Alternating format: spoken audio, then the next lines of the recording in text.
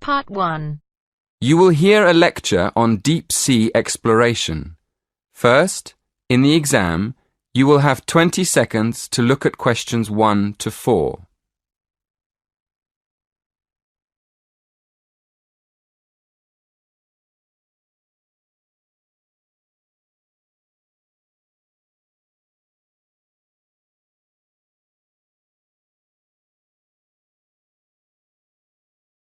Listen carefully and answer questions 1 to 4. Good evening. My talk this evening will cover 3 main themes. First, I'll outline a timeline of how deep-sea exploration vessels developed. Secondly, I'll describe the most recent of these, the Deep-Sea Challenger. And finally, I'll look at some of the benefits of this deep-sea research. OK, to start with, let's look at how underwater exploration vehicles have developed over the years. The first manned deep-sea exploration vessel was invented in the 1920s. It was called a bathysphere, better known as a diving bell. It was basically a round metal structure with windows with just enough room for 2 men to sit in. And it was lowered into the ocean on a cable. The first descent in the diving bell took place in 1930, and in 1934 it went down to a depth of nearly 1,000 metres, which was impressive for the time. The problem with the diving bell was that it had no power of its own, and there wasn't much room for the researchers to move around. So, the next development after the diving bell was the bathyscaphe, a small manned submarine invented in the 1940s. The difference between the two was that the bathyscaphe had its own power source, which allowed the scientists to investigate in the depths of the ocean more freely. A bathyscaphe called the Trieste reached a record depth of 10,000 metres in 1960. Since then, a new record has been set by James Cameron, who descended to a depth of 11,000 metres for the first time in 2012. Before you hear the rest of the conversation, you have some time to look at questions 5 to 10.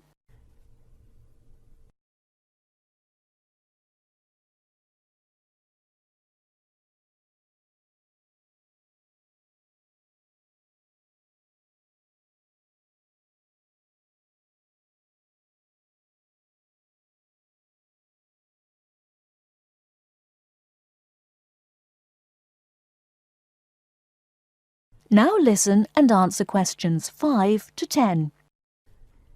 So let's move on now to look at the submarine that took James Cameron so far down into the ocean. If you look at the drawing of the Challenger, you can see the pilot's chamber at the very bottom of the submarine. It's a very small section where the pilot sits and controls the sub and all the equipment on it. Now let's have a look at how the submarine is powered. Going up from the pilot's chamber, in the middle of the sub, on the right-hand side of the drawing, you can see a whole section covered in batteries. They provide the power source that takes the sub all the way to the bottom of the ocean and back up to the surface again. Next to that, there's another important part of the sub. You probably realise that there's no light at the bottom of the ocean, so the sub needs to take its own. If you look at the back of the sub, in the middle, just next to the batteries, you can see the panel of lights. They provide the light for filming and taking samples from the seabed. And one more part of the sub, which is important for navigation and to stop it spinning out of control, is the large fin at the back. You can see it at the back of the sub at the top of the drawing. OK, to conclude my talk, I'm going to ask a couple of questions. First, what is the purpose of this deep-sea exploration? And second, is it worth the expense? I think one of the justifications for spending so much money on this kind of research is that it allows scientists to understand more about the surface of the Earth. For example, how it was formed and how it behaves. This could have important consequences for predicting earthquakes and saving lives through early warning systems. Another reason this type of research is considered valuable is that by exploring unknown parts of the ocean, we increase our knowledge of the availability of minerals for industry. And obviously, this could lead to huge commercial advantages. So, the answer is yes. In the long run, this kind of exploration can benefit both the ordinary population and industry. That is the end of part 1. Now turns to part 2. Part 2. You'll hear a radio program on the process of making beer. First, look at questions 11 to 14.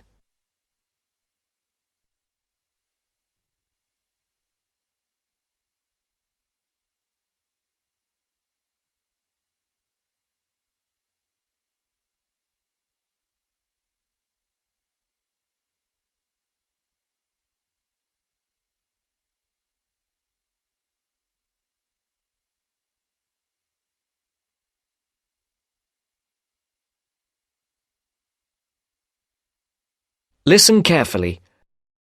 Hello and welcome to Gourmet Evening, and this week we're looking at the world's popular beverage, a great favourite today, beer. And in the studio to tell us all about it is Clark Maxwell. Beer is one of my personal favourite beverages, and I've got a number of facts, tips and trivia about beer to share with you. So, who invented beer and when? What is beer made of? Actually, historians are not entirely sure when beer was invented, but they guess that beer was created accidentally by early nomadic tribes roughly 10,000 years ago. The 4 primary ingredients are malt, hops, yeast and water. Malt, which gives the beer a sweet taste, is made from barley soaked in water until its husks open and sprout. The sprouts are then dried and crushed.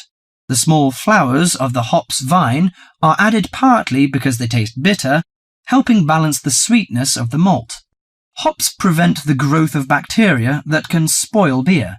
Yeast is responsible for fermentation, which creates the alcohol and carbonation. Beer makers sometimes use additives or substitutes for malt or hops. Substitutes such as corn or rice can make a beer lighter or cheaper to produce.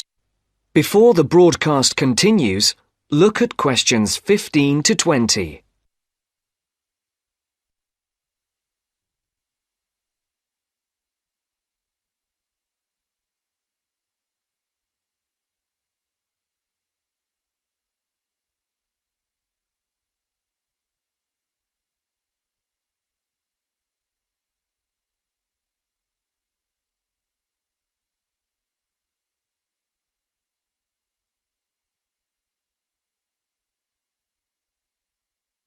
You will now listen to the second part of the talk.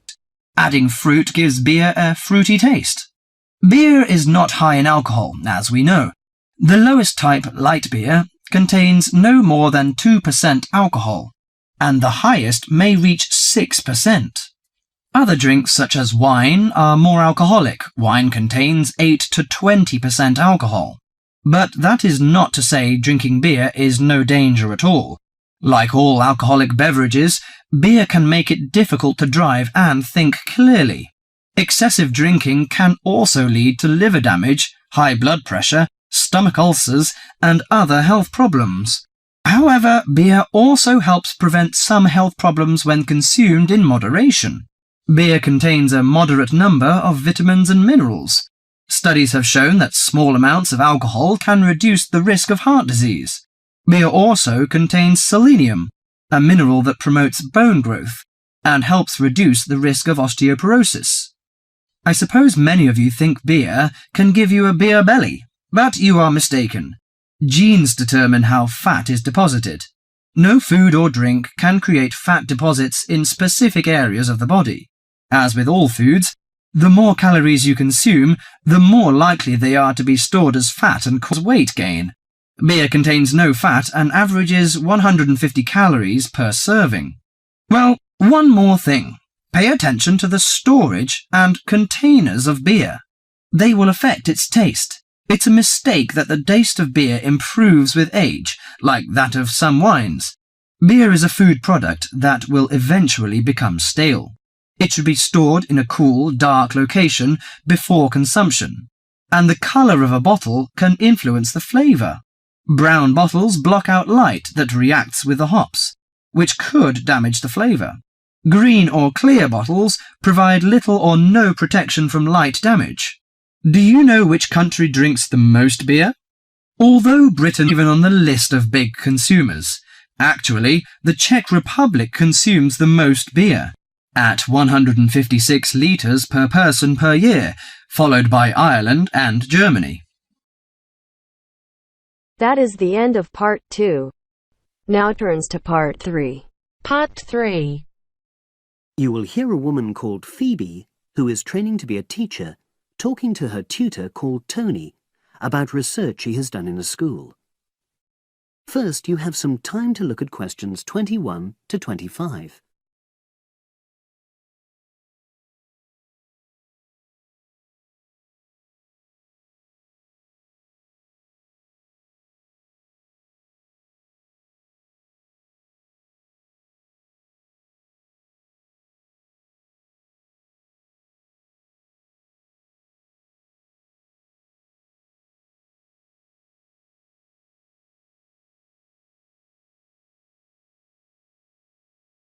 Now listen and answer questions 21 to 25.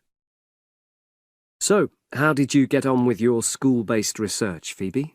Well, it was exhausting, but really valuable. Good. What was the specific focus you chose?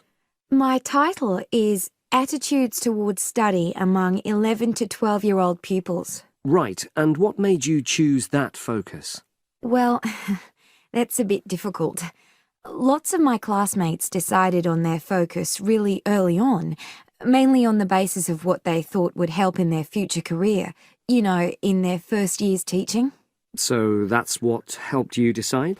Actually, it was that I came across a book written by experienced teachers on student attitudes, and that motivated me to go for the topic. Okay. So what were your research questions or issues? Well, I wanted to look at the ways students responded to different teachers, particularly focusing on whether very strict teachers made teenagers less motivated. And from your research, did you find that was true? No, not from what I saw, you know, from my 5 days observation, talking to people and so forth. Okay. We'll talk about the actual research methods in a moment, but before that, can you briefly summarise what your most striking findings are? Well, what really amazed me was the significant gender differences. I didn't set out to focus on that, but I found that boys were much more positive about being at school. Girls were more impatient. They talked a lot about wanting to grow up and leave school. Very interesting. Yeah, it is.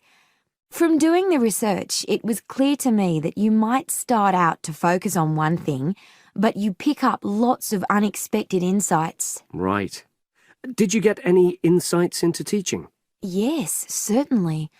I was doing a lot of observations of the way kids with very different abilities collaborate on certain tasks, you know, help each other. And I began to realise that the lessons were developing in really unexpected ways. So what conclusion do you draw from that?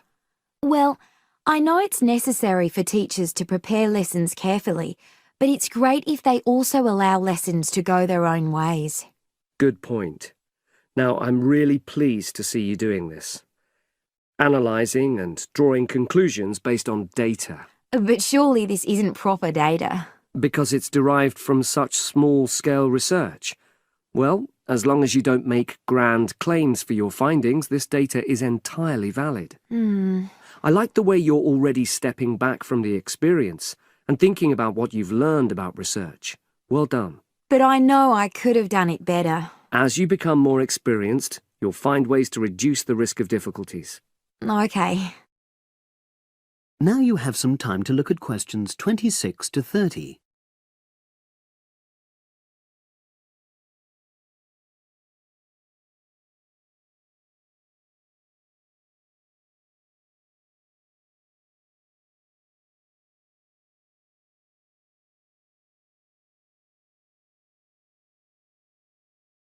Now listen and answer questions 26 to 30.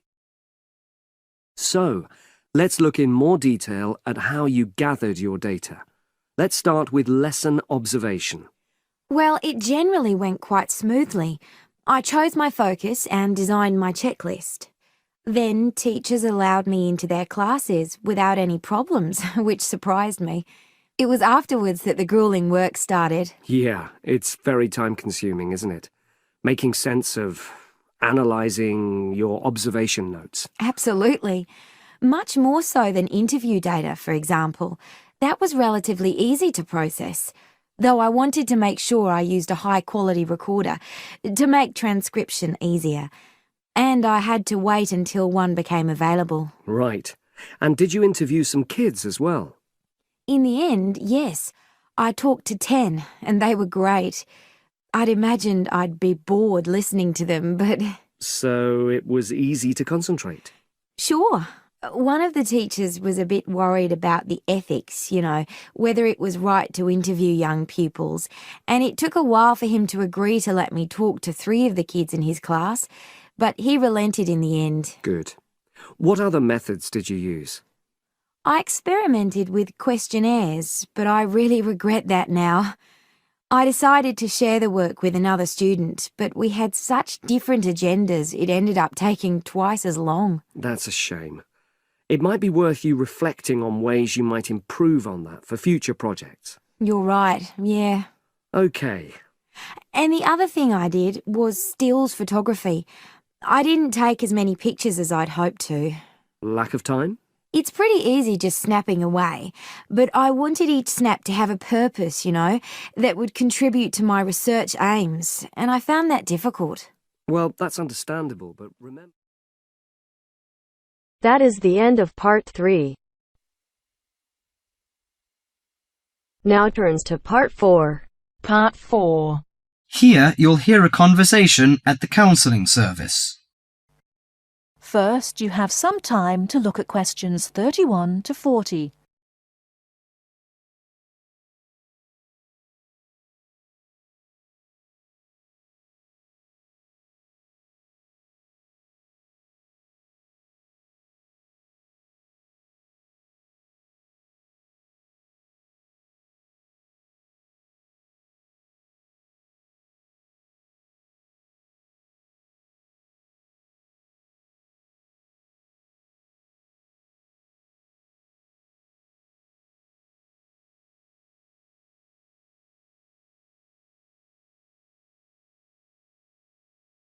Now, listen carefully and answer questions 31 to 40.